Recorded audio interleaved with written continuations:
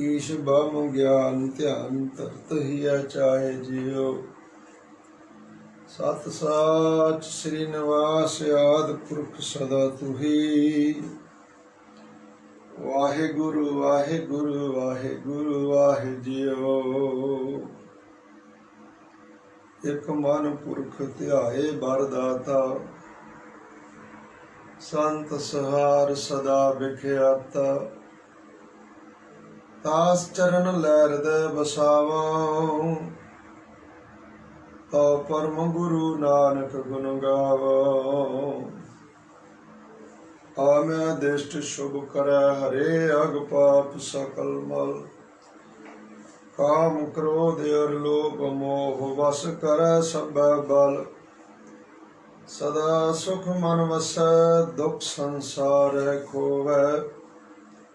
गुरु नवनित दरियाओ जन्म हम कालख धोवै। सो कहो टल गुर सेवियै, अहनस सहज सुभाए। दर्शन परसै गुरु कै, जन्म मरण दुख जाए। कहाँ बुद्ध प्रभ तुच्छ हमारी, वर्ण सकै महिमा जो तिहारी। हम न सख्त कर सिफत तुम्हारी, आप ले हो तुम कथा सुधारी। सतनाम श्री वाहिगुरु साहिब जीओ। श्री राग बाणी भगत बेणी जियो की। पहरिया कै घर गावना, एक ओंकार सतगुर प्रसाद। अरे नर गर्भ कुंडल जब आछत, उर्द ध्यान लिव लागा। मृतक पिंड पद मद न अहनस, एक अज्ञान सुनागा। ते दिन संभल कष्ट महा दुख, अब चित अधिक पसारिया। गर्भ छोड़ मृत मंडल आया, तो नर हर मनहो बिसारिया। फिर पछतावेगा मूढ़िया, तू कवन कुमत भ्रम लागा। चेत राम नाही जमपुर जाएगा, जन बिचरै अनराधा रहाओ। बाल विनोद चिंद रस लागा, खिन खिन मोह व्यापै। रस में समेद अमृत बिख चाखी, तो पंच प्रगट संतापै। जप तप संजम छोड़ सुकृत मत, राम नाम न आराध्या। उछलिया काम काल मत लागी, तो आन सकत गल बांधिया। तरुण तेज पर त्रिमुख जो है, सारे अपसर न पछाणिया। उन्मत काम महा बिख भूले, उन्मत काम महा बिख भूलै। पाप पुण्य न पछानिया, सुत संपत देख एहो मन गर्भिया। राम हृदय तै खोया, अवर मरत माया मन तोलै। तो भग मुख जन्म विगोया। पुंडर केश कुसुम ते धौले, सप्त पाताल की बाणी। लोचन श्रम है बुद्ध बल नाठी, ता काम पव समाधानी। ताते बिखै भई मत पावस, काया कमल कुमलाना। ਅਵਗਤ ਬਾਣ ਛੋੜ ਮ੍ਰਿਤ ਮੰਡਲ ਤਉ ਪਾਛੈ ਪਛਤਾਣਾ। ਨਿਕਟੀ ਦੇਹ ਦੇਖ ਧੁਨ ਉਪਜੈ ਮਾਨ ਕਰਤ ਨਹੀਂ ਬੂਝੈ। ਲਾਲਚ ਕਰੈ ਜੀਵਨ ਪਦ ਕਾਰਨ ਲੋਚਨ ਕਛੂ ਨ ਸੂਝੈ। ਥਾਕਾ ਤੇਜ ਉਡਿਆ ਮਨ ਪੰਖੀ ਘਰ ਆਂਗਨ ਨਾ ਸੁਖਾਈ। ਬੇਣੀ ਕਹਿ ਸੁਨੋ ਰੇ ਭਗਤੋ ਮਰਨ ਮੁਕਤ ਕਿਨ ਪਾਈ। ਥਾਕਾ ਤੇਜ ਉਡਿਆ ਮਨ ਪੰਖੀ ਘਰ ਆਂਗਨ ਨਾ ਸੁਖਾਈ। ਬੇਣੀ ਕਹਿ ਸੁਨੋ ਰੇ ਭਗਤੋ ਮਰਨ ਮੁਕਤ ਕਿਨ ਪਾਈ। ਰੇ ਨਰ ਗਰਭ ਕੁੰਡਲ ਜਬ ਆਛਤ ਉਰਦ ਧਿਆਨ ਲਿਵ ਲਾਗਾ।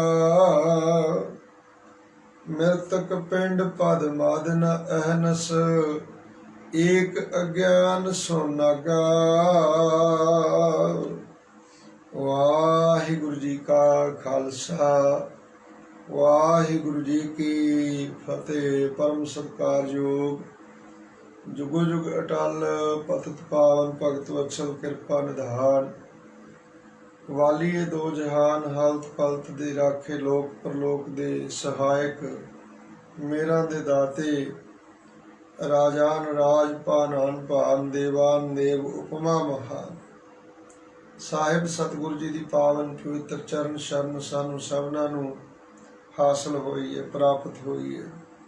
ਪੂਰਬਲੇ ਪੁੰਨ ਕਰਮਾਂ ਨੇ ਸਾਥ ਦੇਣਾ ਕੀਤਾ ਜੋ ਇਹ ਦਾਤ ਸੰਗਤ ਦੀ ਸਤਿਗੁਰ ਸੱਚੇ ਪਾਤਸ਼ਾਹ ਜੀ ਨੇ ਵਡਿਆਈ ਸਤ ਸੰਗਤ ਨੂੰ ਦਿੱਤੀ। ਮੇਰੇ ਮਾਧੋ ਜੀ ਸਤ ਸੰਗਤ ਮਿਲੈ ਸੋ ਤਰਿਆ। हे ਮੇਰੇ ਮਾਧੋ, हे ਮੇਰੇ ਪਿਆਰਿਓ, ਜੋ ਸਤ ਸੰਗਤ ਵਿੱਚ ਮਿਲਿਆ ਉਹ ਤਰਿਆ ਤੇ ਤਰੇਗਾ।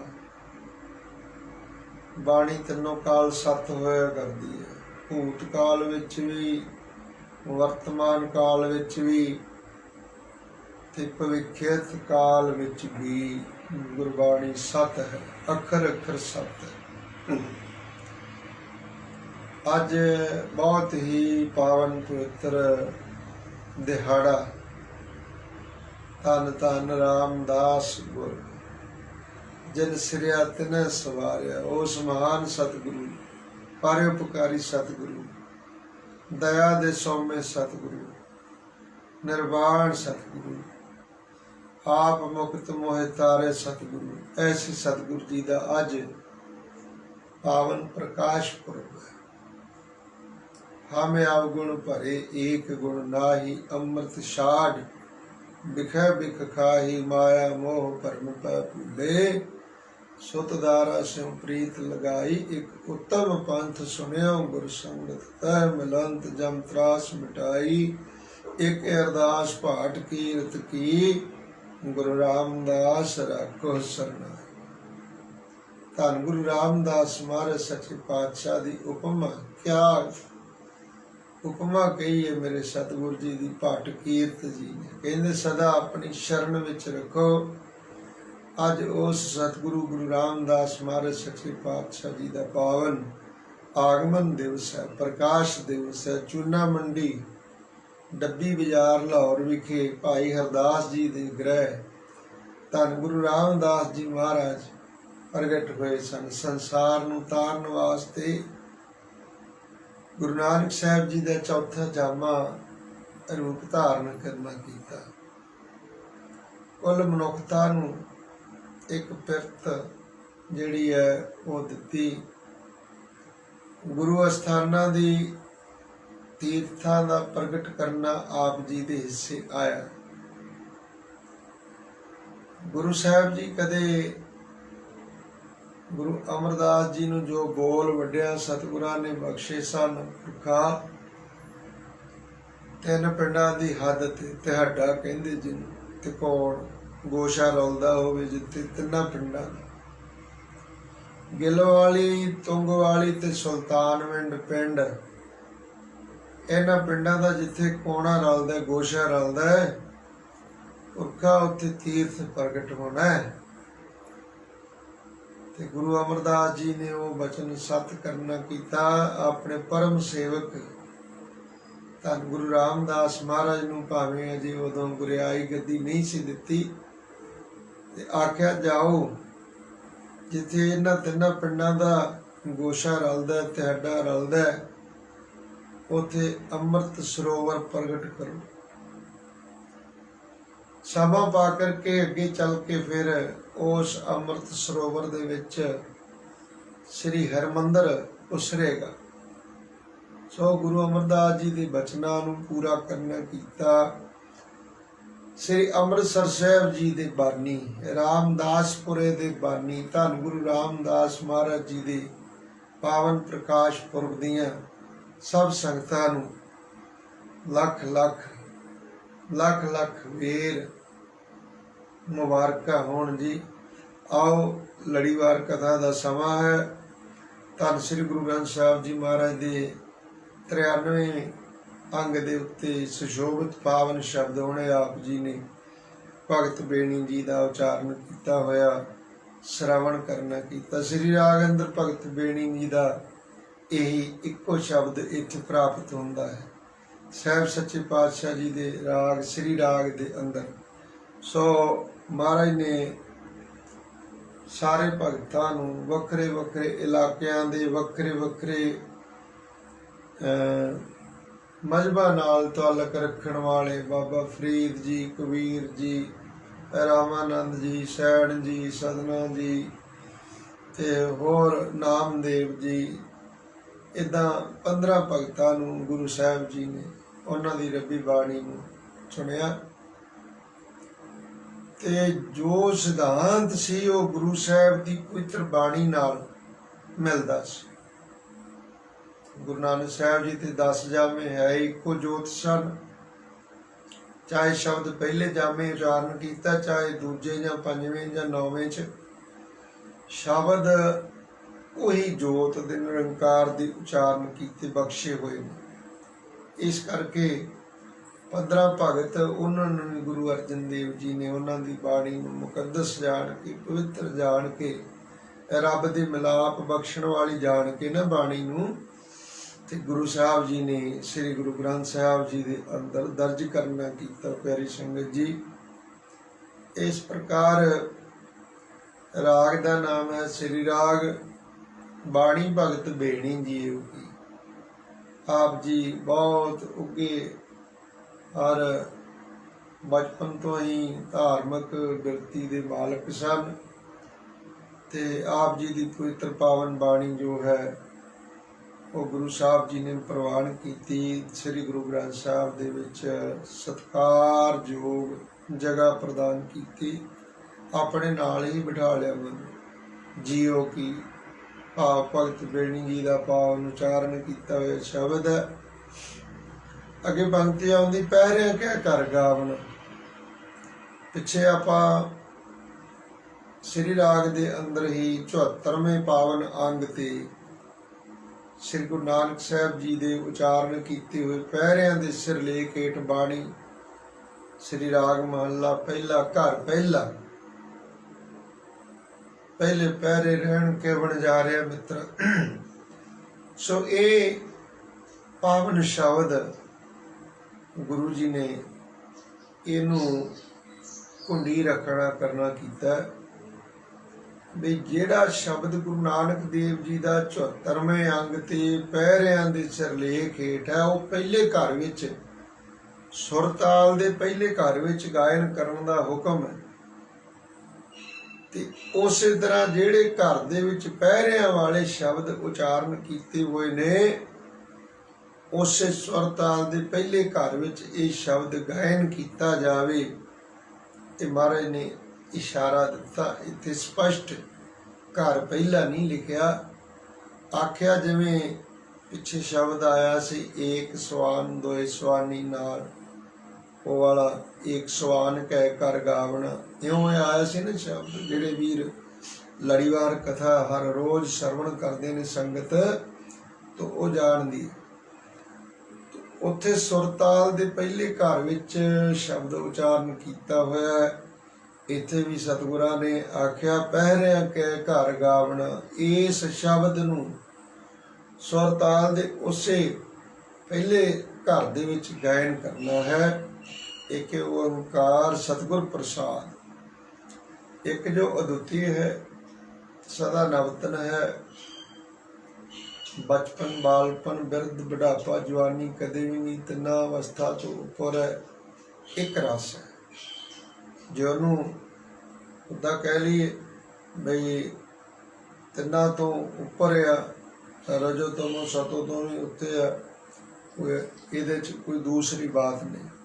ਸੋ ਇੱਕ ਜੋ ਅਦੁੱਤੀ ਹੈ, ਸਰਵ ਸ਼ਕਤੀਮਾਨ ਹੈ, ਜਿਹਦੇ ਵਰਗਾ ਹੋਰ ਕੋਈ ਦੂਜਾ ਹੈ ਹੀ ਨਹੀਂ, ਅਲਫੋਂ ਬੇਦ ਦੂਜਾ ਕੋਈ ਨਹੀਂ। ਸਤਿਗੁਰ ਪ੍ਰਸਾਦ ਤੇ ਪੂਰਿਆਂ ਗੁਰਾਂ ਦੀ ਕਿਰਪਾ ਸਦਕਾ ਉਸ ਦੀ ਪ੍ਰਾਪਤੀ ਹੁੰਦੀ ਹੈ। ਰੇ ਨਰ ਗਰਭ ਕੁੰਡਲ ਜਬ ਆਛਤ, ਉਰਦ ਧਿਆਨ ਲਿਵ ਲਾਗਾ। ਪਾਵਨ ਸ਼ਬਦ ਰਾਹੀਂ ਮਨੁੱਖੀ ਜੀਵਨ ਦੀ ਅਸਲੀਅਤ, ਮਨੁੱਖੀ ਜੀਵਨ ਕਿਵੇਂ ਲੰਘ ਜਾਂਦਾ ਸਾਰਾ ਅੱਖ ਦੇ ਫੋਰ ਦੇ ਵਿੱਚ, ਕੀ ਕੁਝ ਇਹਦੇ 'ਚ ਤਬਦੀਲੀਆਂ ਆਉਂਦੀਆਂ ਨੇ, ਕੀ ਕੁਝ ਇਹਦੀ ਮਨੋਵਰਤੀ ਦੇ ਉੱਤੇ ਭਾਰੂ ਰਹਿੰਦਾ ਜੀਵ ਦੇ। ਤੇ ਅਖੀਰ ਤੇ ਜਿਹੜੀ ਗੱਲ ਕਹੀ ਉਹ ਮੁਕਤੀ ਦੀ ਗੱਲ ਕੀਤੀ।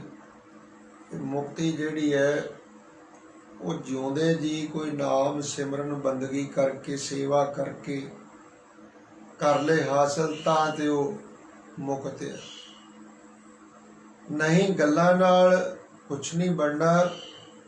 ਜਾਂ ਕੋਈ ਕਹੇ ਵੀ ਮਰ ਕੇ ਬਾਅਦ ਵਿੱਚ ਮੁਕਤ ਹੋਣਾ, ਉਹ ਕਿਹਨੂੰ ਪਤਾ ਲੱਗਣਾ ਮੁਕਤ ਹੋਇਆ ਵੀ ਕਿ ਨਹੀਂ ਹੋਇਆ, ਉਹ ਤਾਂ ਕਿਸੇ ਦੇ ਕੰਮ ਦੀ ਗੱਲ ਹੀ ਨਹੀਂ। ਜਿਹੜਾ ਜਿਉਂਦੇ ਜੀ ਮੋਹ ਮਾਇਆ ਮਮਤਾ ਹੰਤਾ ਸਰੀਰ ਦਾ ਦੇਹ ਦਾ ਅਧਿਆਸ, ਇਹਨਾਂ ਚੀਜ਼ਾਂ ਤੋਂ ਮੁਕਤ ਨਹੀਂ ਹੋ ਸਕਿਆ, ਸੰਸਾਰੀ ਪਦਾਰਥਾਂ ਦੀ ਪਕੜ ਤੋਂ ਮੁਕਤ ਨਹੀਂ ਹੋ ਸਕਿਆ, ਉਹ ਮਰ ਕੇ ਵੀ ਨਹੀਂ ਹੋਵੇਗਾ। ਉਹ ਜਿਹੜਾ ਜਿਉਂਦੇ ਜੀ ਹੋਇਆ ਇਹਨਾਂ ਬੰਧਨਾਂ ਤੋਂ ਮੁਕਤ ਆ, ਉਹ ਮੁਕਤ ਗਿਣਿਆ ਜਾਵੇਗਾ। ਇਹ ਗੱਲ ਅਖੀਰਲੀ ਪੰਕਤੀ 'ਚ ਜਾ ਕਰਕੇ ਸਮਝਾਈ।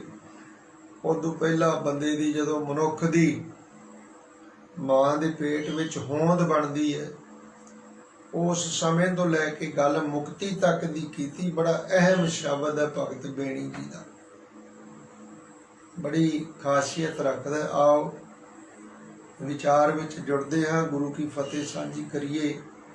ਵਾਹਿਗੁਰੂ ਜੀ ਕਾ ਖਾਲਸਾ, ਵਾਹਿਗੁਰੂ ਜੀ ਕੀ ਫਤਿਹ। ਉਪਰੰਤ ਸ਼ਰਧਾ ਭਾਵਨਾ, ਨਿਰਮਾਣਤਾ, ਮਨ ਦੀ ਇਕਾਗਰਤਾ, ਸਰੀਰ ਦੀ ਸਾਵਧਾਨਤਾ ਇਤਿਆਦਿ ਸਤਿਗੁਣਾਂ ਨੂੰ ਹਿਰਦੇ ਅੰਦਰ ਧਾਰਨ ਕਰਦੇ ਹੋਏ ਸਰਵਣ ਕਰੀਏ ਜੀ। ਰੇ ਨਰ ਗਰਭ ਕੁੰਡਲ ਜਬ ਆਛਤ, ਆਛਤ ਕਹਿੰਦੇ ਹੁੰਦਾ ਸੈ। ਰੇ ਨਰ ਹੇ ਮਨੁੱਖ, ਨਰ ਤੋਂ ਭਾਵ ਮਨੁੱਖ। ਹੇ ਮਨੁੱਖ, ਜਦੋਂ ਤੂੰ ਮਾਤਾ ਦੇ ਗਰਭ ਕੁੰਡਲ ਦੇ ਵਿੱਚ ਹੁੰਦਾ ਸੈਂ, ਆਛਤ ਕਹੀਏ ਹੁੰਦਾ ਸੈਂ, ਤੇ ਉਰਦ ਧਿਆਨ ਲਿਵ ਲਾਗਾ।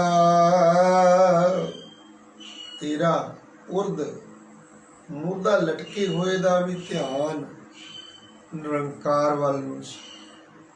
ਮਾਤਾ ਦੇ ਗਰਭ ਦੇ ਵਿੱਚ ਬੱਚਾ ਪੁੱਠਾ ਲਟਕਦਾ। ਗੁਰਬਾਣੀ ਨੇ ਵੀ ਕਿਹਾ ਕਿ ਉਰਦ ਤਪ ਕਰੇ ਵਣਜਾਰਿਆ ਮਿੱਤਰਾ, ਖਸਮ ਸੇਤੀ ਅਰਦਾਸ। ਧੰਨ ਗੁਰੂ ਨਾਨਕ ਦੇਵ ਜੀ ਦੇ ਬਚਨ ਨੇ।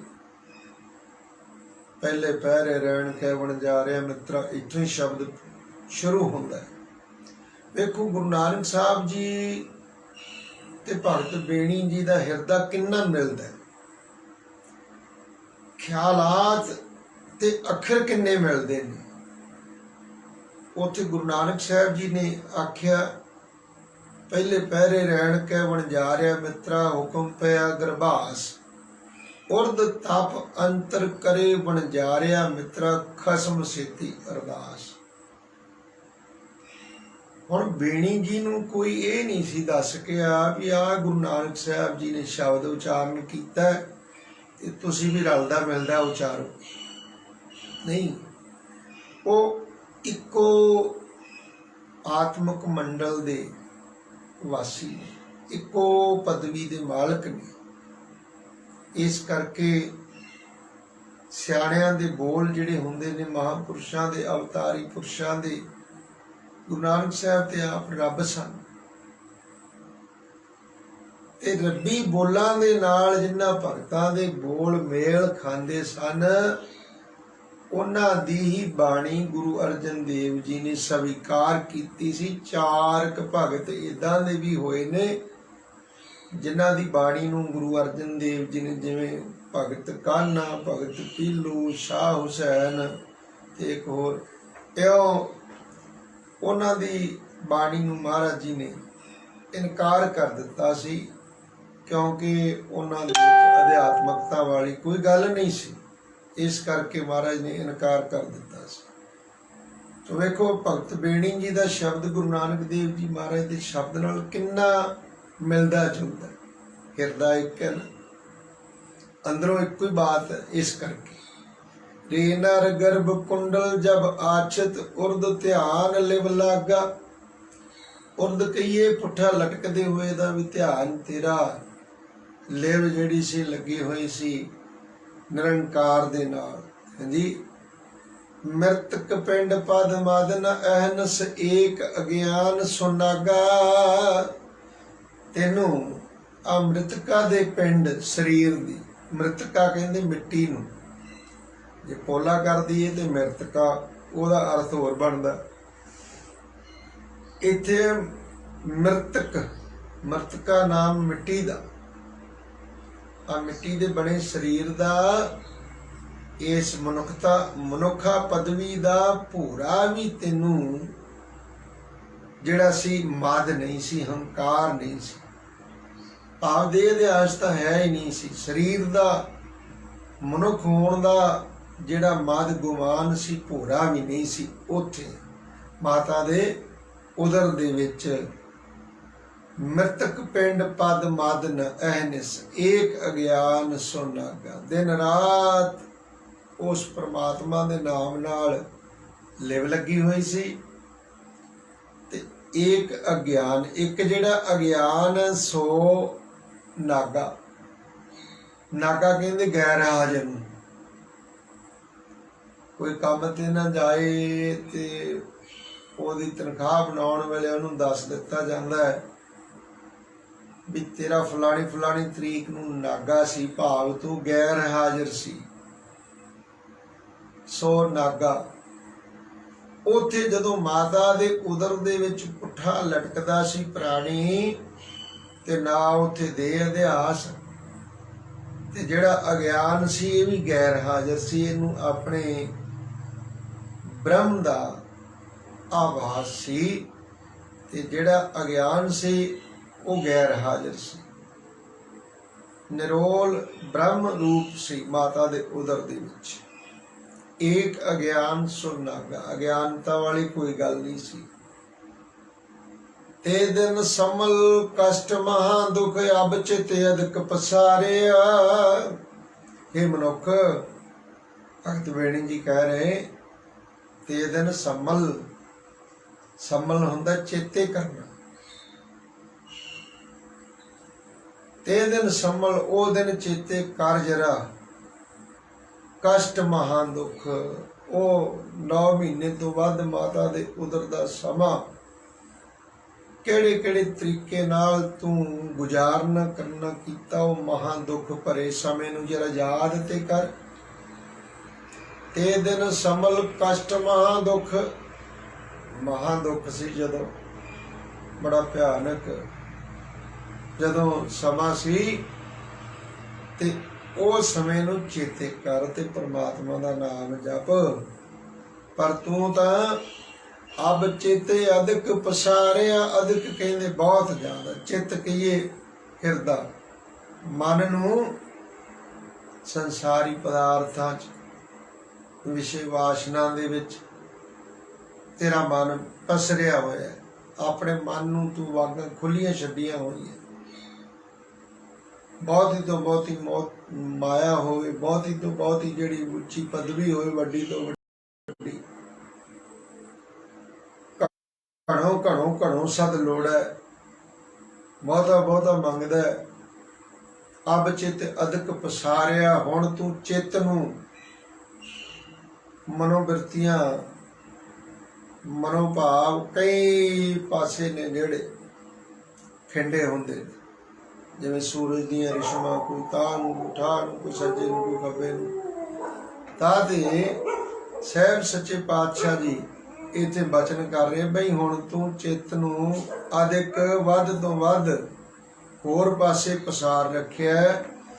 ਗਰਭ ਛੋੜ ਮ੍ਰਿਤ ਮੰਡਲ ਆਇਆ, ਮਾਤਾ ਦੇ ਉਦਰ ਨੂੰ ਛੱਡ ਕੇ ਮ੍ਰਿਤ ਮੰਡਲ ਜਿਹੜਾ ਹੈ ਇਹ ਮਾਤ ਲੋਕ, ਇਹ ਮਾਤ ਮੰਡਲ ਦੇ ਵਿੱਚ ਆਇਆ। ਗਰਭ ਛੋੜ, ਮਾਤਾ ਦੇ ਉਦਰ ਨੂੰ ਛੱਡ ਕੇ ਮ੍ਰਿਤ ਮੰਡਲ ਆਇਆ ਤਾਂ ਨਰਹਰ ਮਨੋਂ ਵਿਸਾਰਿਆ। ਨਰਹਰ, ਹਰੀ ਜੋ ਨਰਾਂ ਦਾ ਨਰ ਹਰੀ ਹੈ, ਪ੍ਰਮਾਤਮਾ ਵਾਹਿਗੁਰੂ, ਉਹਨੂੰ ਚਿੱਤ ਵਿੱਚੋਂ ਵਿਸਾਰਿਆ ਕਿ ਇਹ ਭੁਲਾਉਣਾ ਕੀਤਾ ਹੋਇਆ। ਗਰਭ ਛੋੜ ਮ੍ਰਿਤ ਮੰਡਲ ਆਇਆ ਤਾਂ ਨਰਹਰ ਮਨੋਂ ਵਿਸਾਰਿਆ, ਮਨ ਦੇ ਵਿੱਚੋਂ ਹਰੀ ਨੂੰ ਭੁਲਾ ਦੇਣਾ ਕੀਤਾ ਹੈ। ਫਿਰ ਪਛਤਾਵੇਗਾ ਮੂੜਿਆ, ਤੂੰ ਕਵਨ ਕੋ ਮਤ ਭ੍ਰਮ ਲੱਗਾ। ਕਹਿੰਦੇ ਜੇ ਇਹ ਗੱਲਾਂ ਛੱਡ ਕੇ ਪ੍ਰਮਾਤਮਾ ਦਾ ਨਾਮ ਨਾ ਜਪਿਆ, ਦੇਖੋ ਗੱਲਾਂ ਕਿੰਨੀਆਂ ਸਪਸ਼ਟ ਨੇ, ਅਰਥ ਸਪਸ਼ਟ ਨੇ। ਫਿਰ ਪਛਤਾਵੇਗਾ ਮੂੜਿਆ, ਮੂੜਾ ਨਾਮ ਕਹਿੰਦੇ ਮੂਰਖ ਨੂੰ। ਇਹ ਮੂਰਖ ਬੰਦੇ, ਚੇਤਨਾ ਹੈ ਤੋ ਚੇਤ ਲੈ ਨਿਸ ਦਿਨ ਮੈਂ ਪ੍ਰਾਨੀ, ਛਿਨ ਛਿਨ ਔਦ ਬਿਹਾਤ ਹੈ ਫੂਟੈ ਘਟ ਜਿਉ ਪਾਣੀ। ਹਰ ਗੁਣ ਕਾਹੇ ਨਾ ਗਾਵਹੀ, ਮੂਰਖ ਅਗਿਆਨ, ਝੂਠੇ ਲਾਲਚ ਲਾ ਕੇ ਨ ਮਰਨ ਪਛਾਨਾ। ਅਜ ਹੁਣ ਸਮਝ ਕਛ ਬਿਗੜਿਓ ਨਹੀਂ, ਜੋ ਪ੍ਰਭ ਗੁਣ ਗਾਵੇ। ਕਹਿੰਦੇ ਹੁਣ ਹੀ ਸਮਝ ਜਾ, ਵਕਤ ਤੇ ਬਹੁਤ ਸਾਰਾ ਲੰਘ ਗਿਆ, ਜਿੱਦਾਂ ਪਾਣੀ ਪੁਲਾਂ ਦੇ ਥੱਲਿਓਂ ਲੰਘਿਆ ਪਰਤ ਕੇ ਨਹੀਂ ਆਉਂਦਾ, ਇਵੇਂ ਇਹ ਮਤ ਕਿਤੇ ਆਸ ਰੱਖੀ ਵੀ ਬਚਪਨ ਤੋਂ ਜਵਾਨੀ, ਜਵਾਨੀ ਤੋਂ ਬੁਢੇਪੇ 'ਚ ਆ ਗਏ ਤੇ ਬੁਢੇਪੇ ਤੋਂ ਮੁੜ ਕੇ ਬਚਪਨ 'ਚ ਚਲੇ ਜਾਣਾ ਨਹੀਂ। ਇਹ ਤਾਂ ਪੁਲਾਂ ਦੇ ਥੱਲੇ ਦੀ ਲੰਘਿਆ ਹੋਇਆ ਪਾਣੀ ਹੈ, ਬੀਤਿਆ ਹੋਇਆ ਸਮਾਂ ਕਦੇ ਕਿਸੇ ਦੇ ਹੱਥ ਆਇਆ, ਕਦੇ ਵੀ ਨਹੀਂ। ਇਸ ਕਰਕੇ ਮਾਰੇ ਕਹਿੰਦੇ ਫਿਰ ਪਛਤਾਵੇਂਗਾ ਮੂੜਿਆ, ਤੂੰ ਕਵਨ ਕੁਮਤ ਭ੍ਰਮ ਲੱਗਾ। ਤੂੰ ਕਿਹੜੀ ਕੁਮਤ ਤੇ ਭਰਮ ਤੇ ਲੱਗਾ ਹੋਇਆ, ਤੂੰ ਕਵਨ ਕੁਮਤ ਭ੍ਰਮ ਲੱਗਾ, ਭਰਮ ਚ ਗਰਸਿਆ ਹੋਇਆ ਹੈ, ਖੋਟੀ ਮਤ ਧਾਰਨ ਕਰੀ ਬੈਠਾ ਹੈ। ਚੇਤ ਰਾਮ ਨਾਹੀ ਜਮਪੁਰ ਜਾਹੇਗਾ, ਚੇਤ ਰਾਮ ਨੂੰ, ਵਾਹਿਗੁਰੂ ਨੂੰ ਚੇਤ ਨਹੀਂ ਤਾਂ ਜਮਾਂ ਦੀ ਪੁਰੀ ਨੂੰ ਜਾਏਗਾ। ਚੇਤ ਰਾਮ ਨਾਹੀ ਜਮਪੁਰ ਜਾਹੇਗਾ, ਜਨ ਵਿਚਰੈ ਅਨਰਾਧਾ। ਅਨਰੁੱਧ ਵਿਚਰਦਾ ਹੈ, ਭਾਵ ਅਮੋੜ ਬਿਰਤੀ ਰਹਾਉ। ਬਾਲ ਬਨੋਦ ਚਿੰਦ ਰਸ ਲਾਗਾ, ਖਿਨ ਖਿਨ ਮੋਹ ਵਿਆਪੈ। ਬਾਲ ਇਸਤਰੀ ਅਥਵਾ ਬਾਲ ਬੱਚਾ, ਪਰਿਵਾਰ, ਵਿਨੋਦ, ਪਰਿਵਾਰ ਦੇ ਰੰਗ ਤਮਾਸ਼ਿਆਂ ਵਿੱਚ ਬਿਰਤੀ ਲੱਗੀ ਹੋਈ ਹੈ। ਚਿੰਦ ਰਸ ਲਾਗਾ, ਨਾਨਾ ਪ੍ਰਕਾਰ ਦੇ ਚੋਜ ਤਮਾਸ਼ਿਆਂ ਤੇ ਚੀਜ਼ਾਂ ਵਿੱਚ, ਪਦਾਰਥਾਂ ਦੇ ਵਿੱਚ ਬਿਰਤੀ ਲੱਗੀ ਹੋਈ ਹੈ, ਰਸ ਉਹਨਾਂ ਦਾ ਮਾਣਦਾ। ਖੈਨ ਖੈਨ ਮੋਹ ਵਿਆਪੈ, ਪਰਿਵਾਰ ਦੇ ਜਿਹੜੇ ਮੈਂਬਰ ਨੇ ਉਹਨਾਂ ਦੇ ਨਾਲ ਜੋ ਜੋ ਰਿਸ਼ਤਾ ਹੈ ਉਹਨਾਂ ਦੇ ਵਿੱਚ ਖਚਿਤ ਹੈ, ਪਰਚਿਆ ਹੋਇਆ ਹੈ। ਤਾਂ ਤੇ ਖਿਨ ਖਿਨ ਮੋਹ ਵਿਆਪੇ, ਉਹਨਾਂ ਦਾ ਮੋਹ ਪਲ ਪਲ ਕਰਕੇ ਵਿਆਪਦਾ, ਭਾਰੂ ਹੁੰਦਾ। ਰਸ ਮੇ ਸਮੇਦ ਅੰਮ੍ਰਿਤ ਬਿਖ ਚਾਖੀ, ਤੋਂ ਪੰਚ ਪ੍ਰਗਟ ਸੰਤਾਪੈ। ਤਰ੍ਹਾਂ ਤਰ੍ਹਾਂ ਦੇ ਖਾਣੇ, ਰਸ ਉਹਨਾਂ ਦਾ, ਭੋਜਨ ਦਾ, ਪਦਾਰਥਾਂ ਦਾ ਰਸ ਜੀਭਾ ਮਾਣਦੀ ਹੈ। ਰਸ ਮਿਸ ਇੱਕ ਤੋਂ ਇੱਕ ਤਰ੍ਹਾਂ ਤਰ੍ਹਾਂ ਦੀ ਰਸ ਮਿਸ ਮੇਦ ਮੇਦ ਨਾਮ ਮੇਦ ਮਾਸ ਦਾ ਰਸ ਮਿਸ ਮੇਦ ਫਿਰ ਅੰਮ੍ਰਿਤ ਬਿਖ ਚਾਖੀ। ਪਰਮਾਤਮਾ ਦਾ ਨਾਮ ਹੈ ਜਿਹੜਾ ਅੰਮ੍ਰਿਤ, ਉਹ ਤਾਂ ਨਹੀਂ ਚਖਿਆ, ਉਹਦਾ ਰਸ ਨਹੀਂ ਚਖਿਆ। ਅਥਵਾ ਅੰਮ੍ਰਿਤ ਦੇ ਤੁਲ ਜਿਹੜੇ ਪਦਾਰਥ ਨੇ ਜਿਵੇਂ ਦੁੱਧ, ਘਿਓ, ਦਹੀਂ, ਸ਼ਹਿਦ ਤੇ ਅੰਮ੍ਰਿਤ, ਇਹ ਮਨੋਂ ਤਿਆਗੇ ਹੋਏ ਨੇ। ਪਰਮਾਤਮਾ ਦਾ ਨਾਮ ਜਿਹੜਾ ਨਾ ਉਹ ਅਤ ਮਿੱਠਾ ਹੈ।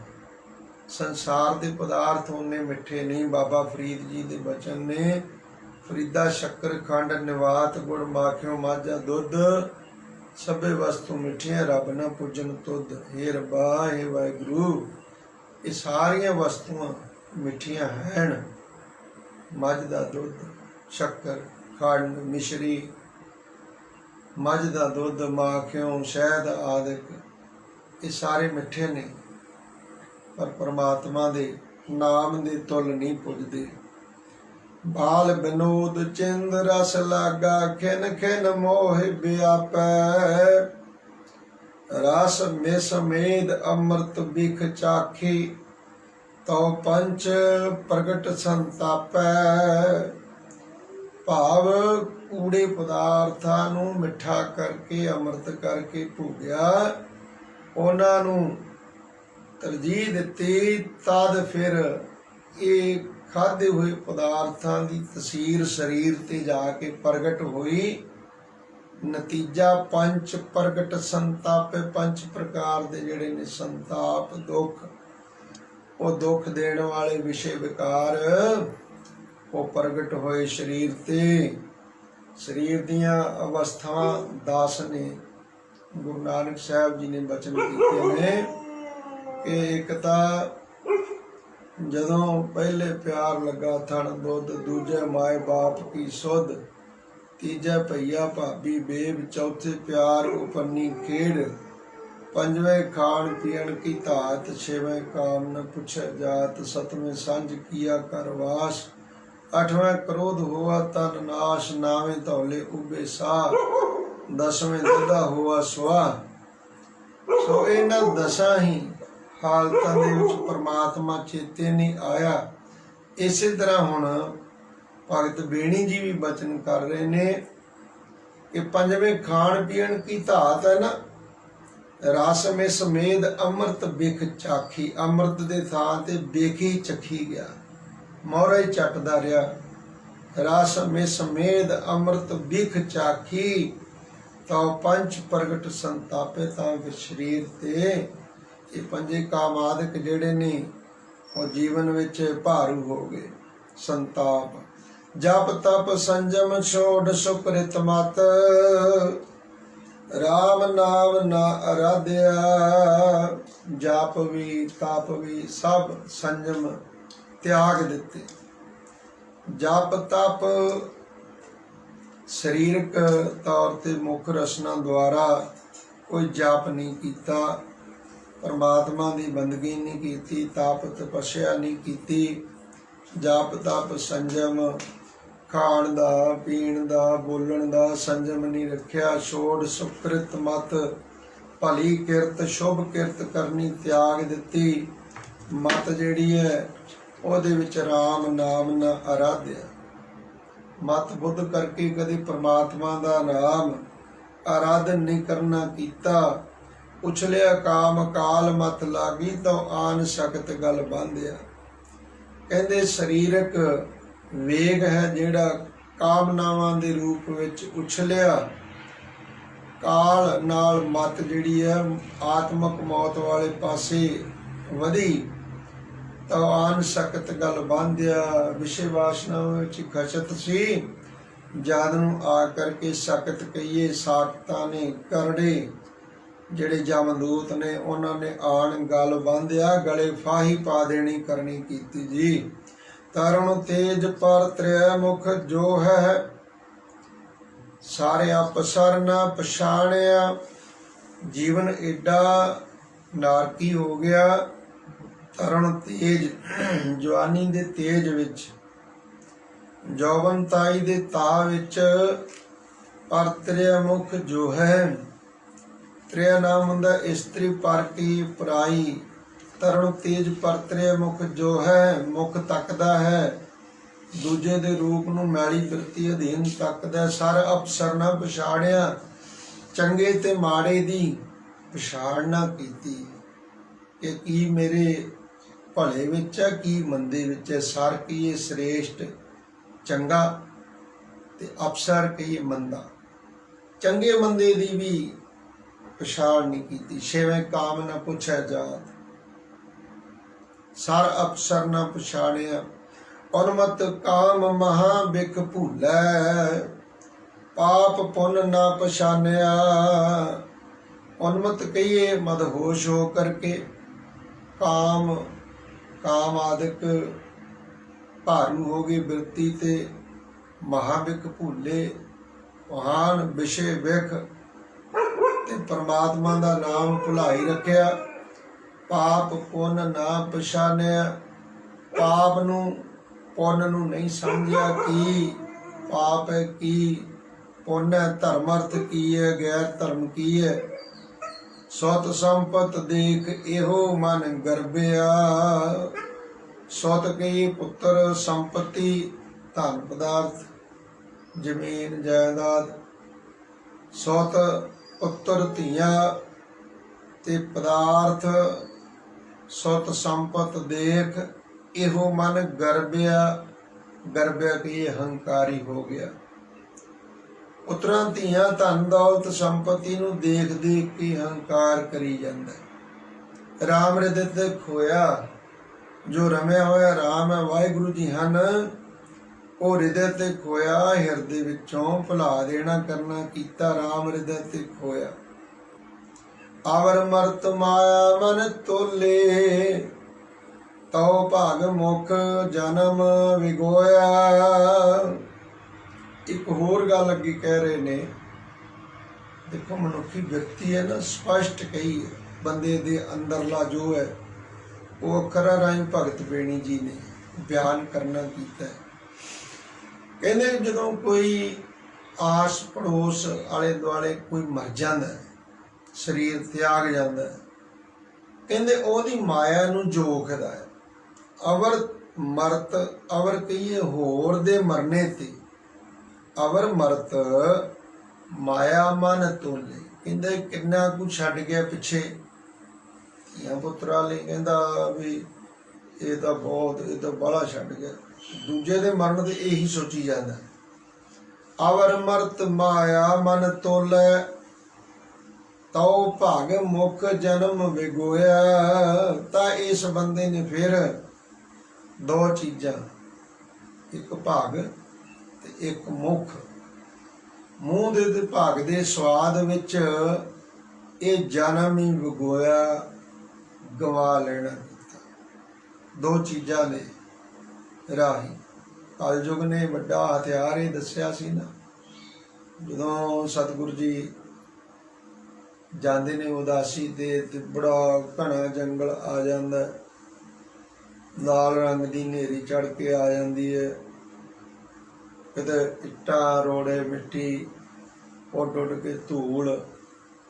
ਤੇ ਜਦੋਂ ਮਰਦਾਨੇ ਨੇ ਸਭ ਦੇਖਿਆ, ਕਹਿੰਦਾ ਮਹਾਰਾਜ ਅੱਜ ਨਹੀਂ ਬਚਦੇ।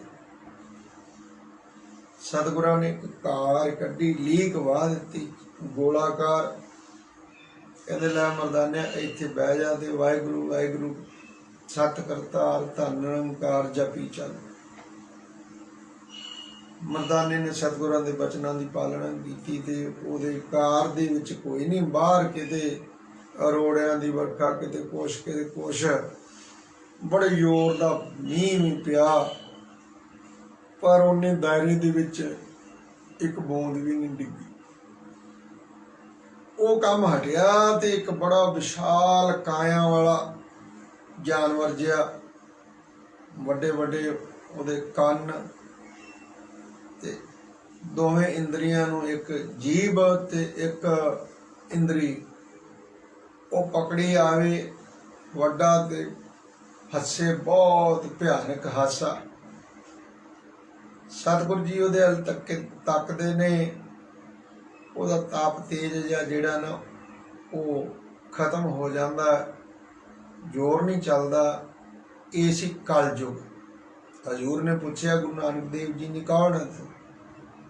ਕਹਿੰਦਾ ਜੀ ਮੈਂ ਇਸ ਸਮੇਂ ਦਾ ਮਾਲਕ, ਕਲਯੁਗ ਮੇਰਾ ਨਾਮ ਹੈ। ਜਿਹੜਾ ਸਮਾਂ ਚੱਲ ਰਿਹਾ ਮੇਰਾ ਚੱਲ ਰਿਹਾ। ਮੇਰੇ ਤੋਂ ਪਹਿਲਾਂ ਮੇਰੇ ਵੱਡੇ ਭਾਈ ਸਤਿਯੁਗ ਤ੍ਰੇਤਾ ਦੁਆਪਰ ਉਹ ਆਪਣਾ ਸਮਾਂ ਬੜਾ ਬੁਝਾ ਕੇ ਗਏ ਨੇ। ਹੁਣ ਮੇਰੇ ਸਮੇਂ 'ਚ ਤੁਸੀਂ ਆ ਕੇ ਲੋਕਾਂ ਨੂੰ ਸਤਨਾਮ ਵਾਹਿਗੁਰੂ ਦਾ ਮੰਤਰ ਜਪਾਉਣਾ ਕੀਤਾ। ਜਿੱਥੇ ਇਹ ਜਪਦੇ ਨੇ ਲੋਕ ਤੇ ਤਿੱਥੇ ਮੇਰਾ ਵਸ ਨਹੀਂ ਚੱਲਦਾ। ਨਹੀਂ ਤਾਂ ਮੈਂ ਕੁੱਲ ਦੁਨੀਆ ਨੂੰ ਆਹ ਦੋ ਇੰਦਰੀਆਂ, ਇੱਕ ਜੀਵ ਰਸ, ਇੱਕ ਇੰਦਰੀ ਰਸ, ਇਹਨਾਂ ਦੋਨਾਂ ਦੇ ਸਵਾਦ ਰਾਹੀਂ ਗਰਕ ਕਰ ਦੇਣਾ ਸੀ। ਇੱਕ ਕਲਯੁਗ ਦੀ ਜਿਹੜੀ ਮਹਾਰਾਜ ਦੇ ਨਾਲ ਜਦੋਂ ਸੰਵਾਦ ਹੋਇਆ ਕਲਯੁਗ ਦੇ ਨਾਲ, ਉਦੋਂ ਦੀ ਗੱਲ ਆ। ਇਹ ਦੋ ਇੰਦਰੀਆਂ ਜਿਹੜੀਆਂ ਇਹ ਬੰਦੇ ਨੂੰ ਘੋਰ ਤੋਂ ਘੋਰ ਨਰਕ 'ਚ ਡੇਗ ਦਿੰਦੀ, ਨਰਕੀ ਬਣਾ ਦਿੰਦੀ।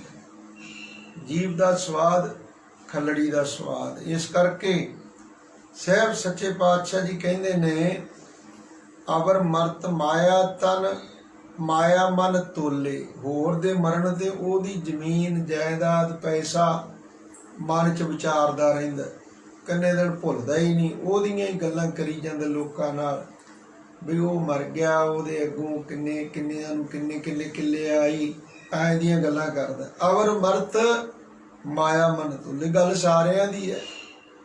ਅਵਰ ਮਰਤ ਮਾਇਆ ਮਨ ਤੋਲੇ ਤਾਓ। ਇਹਦੇ ਤੋਂ ਇਲਾਵਾ ਭਾਗ ਮੁਖ, ਮੂੰਹ, ਮੁਖ ਤੋਂ ਭਾਵ ਮੂੰਹ, ਭਾਗ ਤੋਂ ਭਾਵ ਖੱਲੜੀ ਇੰਦਰੀ, ਜਨਮ ਵਗੋਇਆ। ਮਨੁੱਖੀ ਜਨਮ ਇਹਨਾਂ ਦੋ ਇੰਦਰੀਆਂ ਦੇ ਤਹਿਤ ਗਵਾ ਲੈਣਾ ਕੀਤਾ, ਵਿਗੁੱਚਾ ਹੋ ਗਿਆ, ਬੇਅਰਥ ਗਿਆ। ਪੁੰਡਰ ਕੇਸ ਕੁਸਮ ਤੇ ਧੌਲੇ, ਸਪਤ ਪਾਤਾਲ ਕੀ ਬਾਣੀ। ਪੁੰਡਰ ਕੇਸ ਜਿਹੜੇ ਕਾਲੇ ਘੁੰਗਰਾਲੇ ਸੀ, ਉਹ ਪੁੰਡਰੀਕ ਕਮਲ ਫੁੱਲ ਵਾਂਗੂ ਦੁਧੀਆ ਹੋ ਗਏ। ਪੁੰਡਰ ਕੇਸ ਕੁਸਮ, ਜਿਨ੍ਹਾਂ ਨੂੰ ਨਾਨਾ ਪ੍ਰਕਾਰ ਦੀ ਫੁੱਲਾਂ ਦੀ ਸੁਗੰਧੀ ਅਤਰ ਲਾ ਕਰਕੇ ਸ਼ਿੰਗਾਰਦਾ ਸੀ, ਤੇ ਉਹ ਸਾਰੇ ਕੇਸ ਧੌਲੇ ਬਣ ਗਏ, ਚਿੱਟੇ। ਪੁੰਡਰੀਕ ਕਮਲ ਫੁੱਲ ਵਾਂਗੂ, ਪੁੰਡਰੀਕ ਨਾਮ ਕਮਲ ਦਾ, ਦੁਧੀਆ ਕਮਲ। ਪੁੰਡਰ ਕੇਸ ਕੁਸਮ ਤੇ ਧੌਲੇ।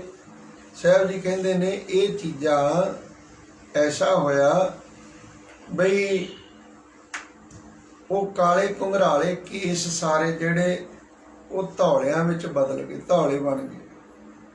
ਕਾਇਆ ਕਮਲ ਕੁਮਲਾਣਾ, ਦੇਹ ਰੂਪੀ ਸਰੀਰ ਰੂਪੀ ਕਮਲ ਸੀ ਜਿਹੜਾ ਕਿਸੇ ਸਮੇਂ ਦਮਕਾ ਮਾਰਦਾ ਸੀ ਸਰੀਰ, ਤੇ ਉਹ ਕੁਮਲਾ ਗਿਆ। ਹੁਣ ਕਾਇਆ ਕਮਲ ਕੁਮਲਾਣਾ।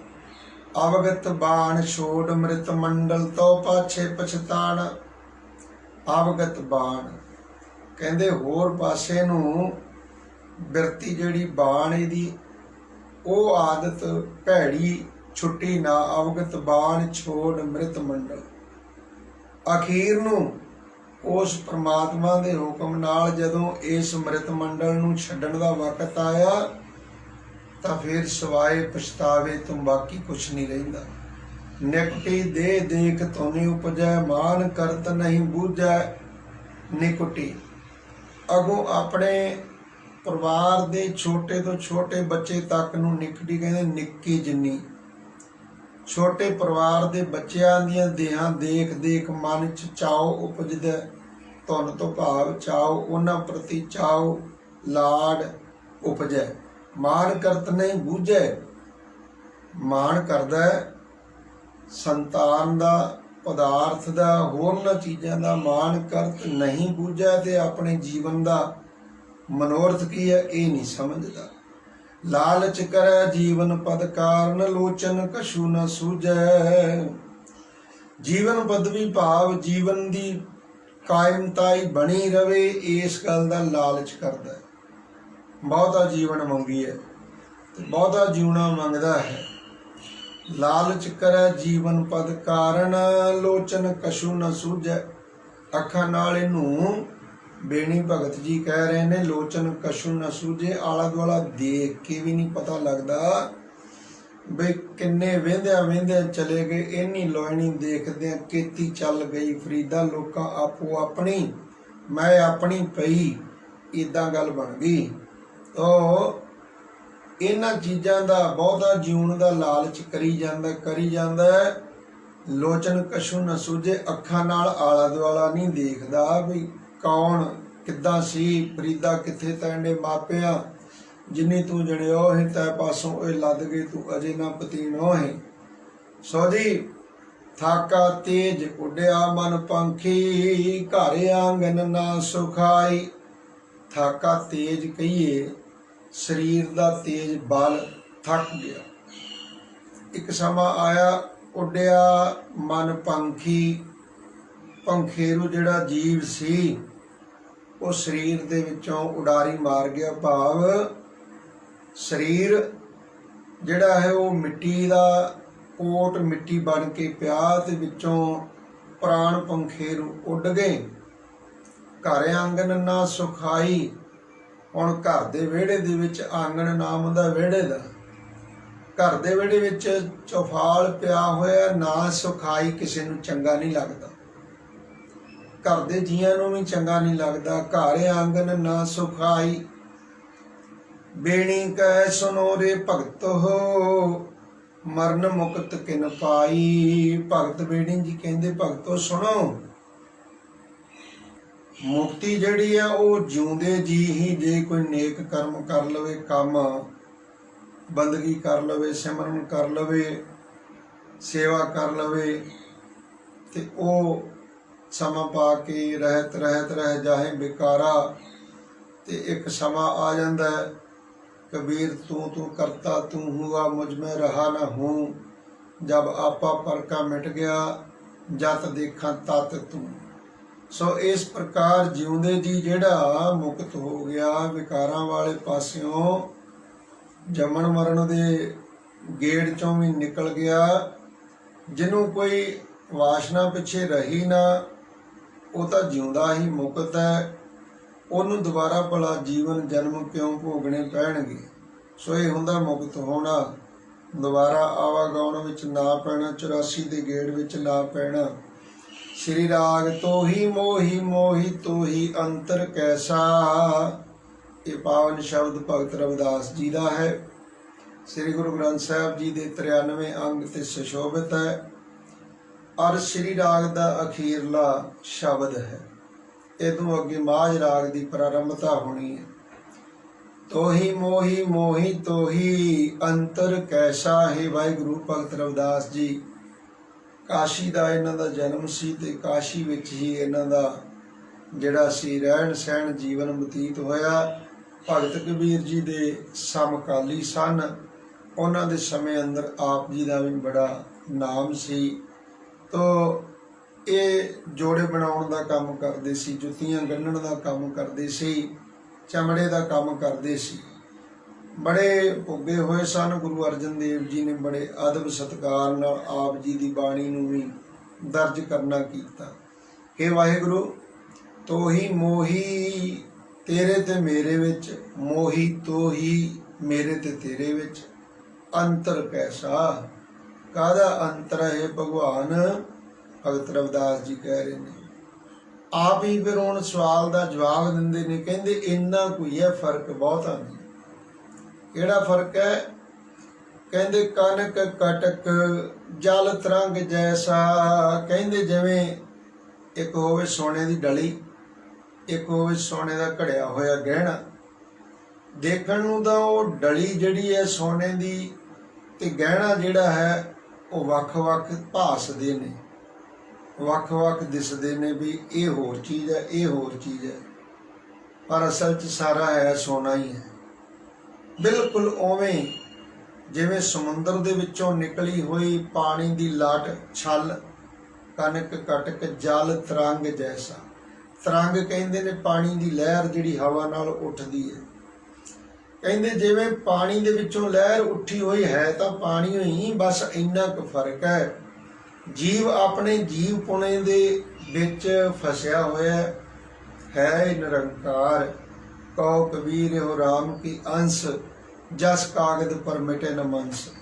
सो कनक कटक जल तरंग जैसा, जो पै हम न पाप करंता।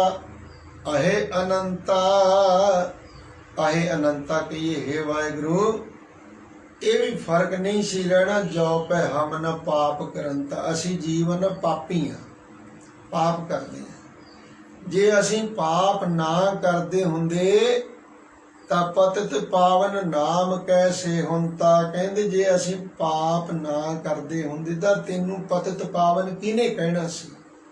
ਪਾਪੀਆਂ ਨੂੰ ਪਵਿੱਤਰ ਬਣਾਉਣ ਵਾਲਾ, ਪਤਿਤਾਂ ਨੂੰ ਪਾਵਨ ਕਰਨ ਵਾਲਾ ਤੈਨੂੰ ਕਿਹਨੇ ਕਹਿਣਾ ਸੀ।